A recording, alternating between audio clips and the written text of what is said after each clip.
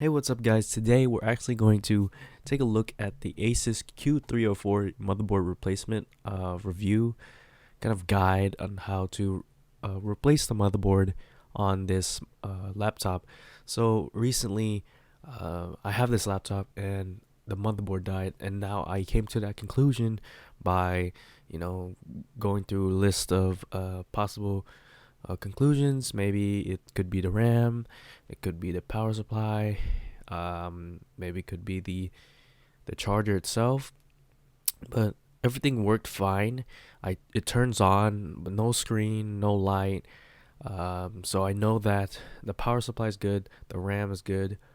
Now we have to look at the motherboard itself. So there's not a lot of actual, I would say, reviews on this laptop, but as you can see, by the iFixit, they provided a nice guide for us. So let me go over the specs on this laptop if you guys weren't familiar with it. As you can see, I'm in the Asus webpage, official webpage here. The processor is an Intel Core i5-7200U processor. That's about mid-range for other competition processors. So it's a 7th gen i5, so it's pretty recent. I would say it handles tasks like a beast. Right now I'm not planning to upgrade this, but I'm planning just to restore it to, maximum settings. So here we go. So the operating system is a Windows 10 Premium.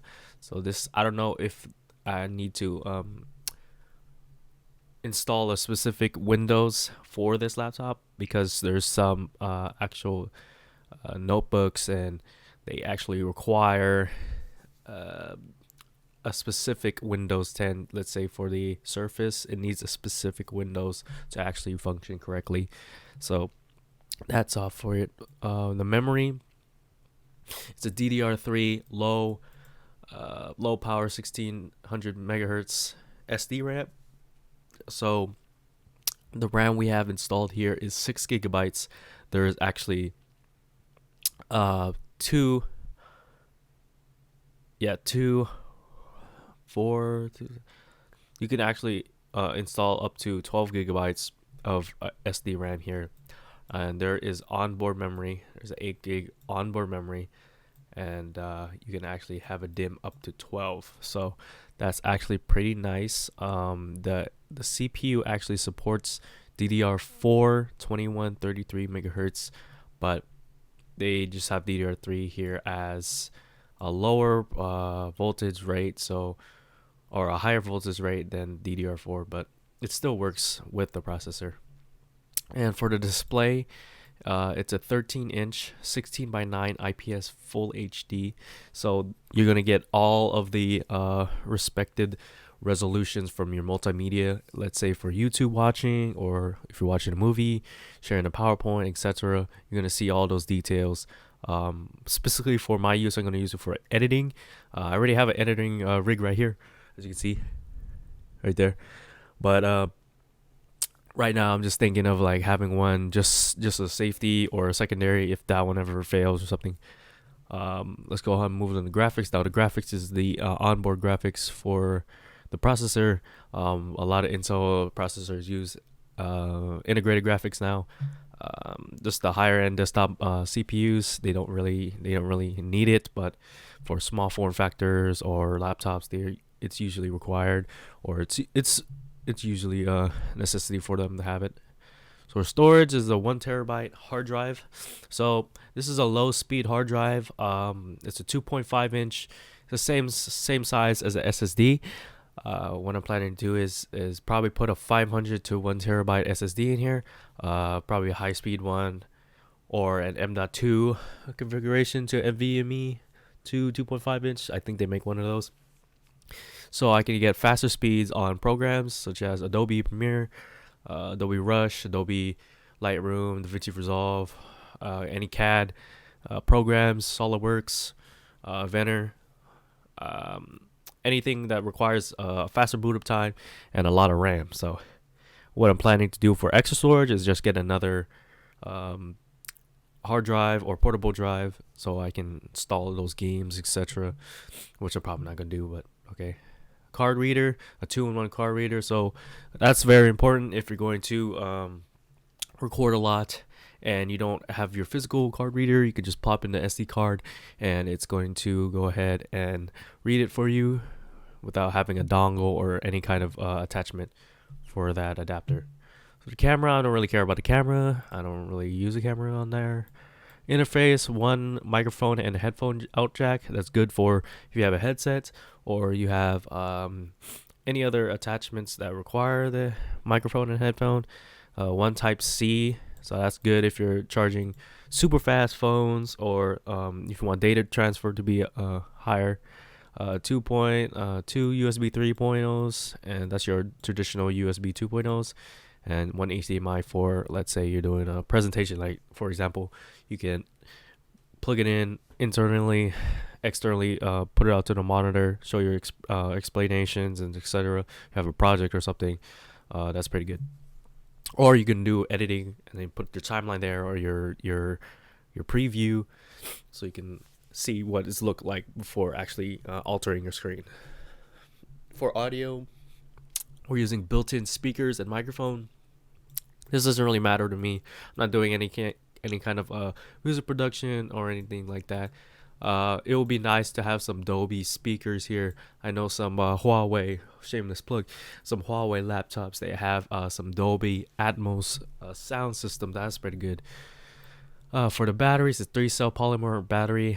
So this is your standard polymer battery you use in just for charging. Eventually, over time, this battery might not last that long. So, you know, over time you charge it, and over time you use your laptop over and over again. It's going to eventually the battery won't hold enough charge.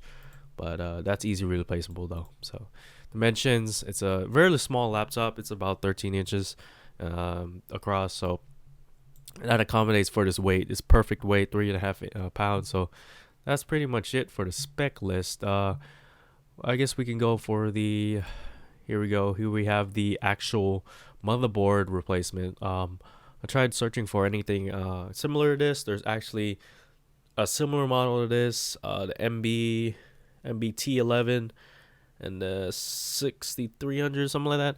But I'm gonna check with the motherboard box itself, so I can actually check if it's compatible. But everything looks the same between those two. There's another model called the 6200. That's just a lower the CPU prior to this laptop. So it's a 301, 302, 302L or something like that. I just look for this model number because this is the specific model number. I don't know if it's going to change between the two. So yeah, that's for that. And for the RAM here, for the RAM here, it's the I just chose a random 8GB DDR3 low power 16 megahertz. This is the compatible with this motherboard. Anything DDR3 related to the motherboard, it should be fine. Anything speed related, it should be, if you have the right speed, it should be fine. The pin size, of course, and if it's the max capacity. So consider those factors if you're going to upgrade RAM. Just look at your specification list on the website or something. As you can see listed here, them up to 12 gigabytes, so you can have up to 8 gigabyte stick, which I have right here. So that's pretty good. Let's go ahead and move to the portion of the video where I review this motherboard replacement. Alright, so we take a look at this Asus Q304UA motherboard replacement. Now, this is going to be my first motherboard replacement. For example, not a lot of laptops I actually worked on, so this is going to be a challenge. Either Asus makes it easier for us to actually replace their parts, or I'm just looking to where I'll have trouble in. As you can see, iFixit provides their own tools here. You can get your own toolkit. Let me just click on it. $60, 5-star review, 240 reviews. Let's see, it's demonstrated here, taking apart laptops. Everything's well placed, and take apart the iPhone 5 or iPhone or whatever, some Jones stuff. So yeah, that's for that. Oh, so let's go back to the step one. We remove the screws. There's gonna be screws on the back. Okay, there's gonna be screws on the back. I'm probably gonna label like these sections, some ghetto like A1 printer paper. I'm just gonna use. So that's pretty good. Step two. Looks like we got some pry and open. As you can see, there's not really. Try not to use a flathead because you might strip the cape. Like you might get caught on something and you're like, oh, it's getting caught on something, and then you just jam it right in. Yeah, I had that happen before. The battery, looks like the bracket here actually just moves out. Okay. Take out the battery. Screw the battery. That removes out with a tilt or something. Tilt the battery up from the side closest to the motherboard. Okay. RF cables. This is your Wi-Fi and Bluetooth. I've seen this actually. There's actually smaller models you can use for Raspberry Pi for your projects. Remove the drive. It's just simple. Pull it up. Okay. Remove the screw the hard drive. Okay, this is your normal hard drive or SSD installation. If you want to put an SSD, take it out. That should be pretty straightforward for me. I could fly by it. Looks like deroute the cables for the hard drive. Remove the hard drive. Step 12. Pull up straight from the display cable. Again, pulling up straight. Looks like another cable here. Push the left speaker cable out the connector. So that's going to have to come out. This part come out. All right. Use a sponge flip with a retainer flap on a ribbon cable zip socket. This looks pretty hard. I honestly use tweezers to pull the ribbon cable straight out the zip file. So it's just pulling out straight cables. It looks like there's no desoldering. I don't have to do anything. So for it, tip of the flip cup, the saver.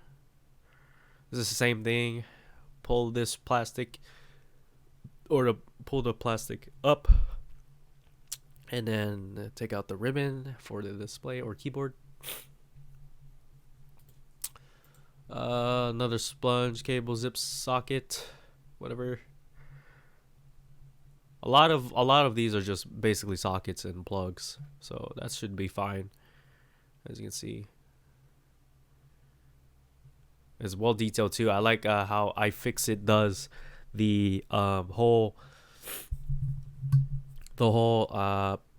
high definition picture. You want to capture everything precisely. You know, you don't want to miss like a single thing. So that's pretty good for iFixit, providing a very detailed descriptions on their descriptions and the pictures too, very high definition. As you can see, just take out the connector here. Take out some screws for the motherboard, or this is the logic board. Smaller devices. There's a CPU fan. Again, I might end up cleaning this too. Just get let's get like an air duster, something. Just clean it out. This is for the actual hinge, I think, for the 2-in-1. And the motherboard gets out. So I don't think there's anything wrong with the review. There's very high, clear, and I'm gonna definitely read it over again. See what did I miss, and hopefully when I get the chance to actually take it apart, the motherboard, it follows through. So it looks like it's pretty simple. There's no desoldering. Like I said, everything else comes pretty good. So yeah. What I'm wondering about is like this CPU heatsink. I might have to actually reapply. I'm gonna have to stop by some fries, see if I can get some nice heat spreading, not heat spreading, thermal paste. Yep. So yeah, hope you guys enjoyed the video. I will be releasing some Pokemon stuff for community days. I missed a couple community days because I just got lazy. Plus it was like some of the community days it was so hot, so I didn't want my camera to overheat. That's not the reason, by the way. But I hope you guys enjoyed the video. I see you guys next time. Like I said, please like, comment, subscribe. If you guys want to see more stuff, click the like button, click the subscribe button. See you guys later. Peace.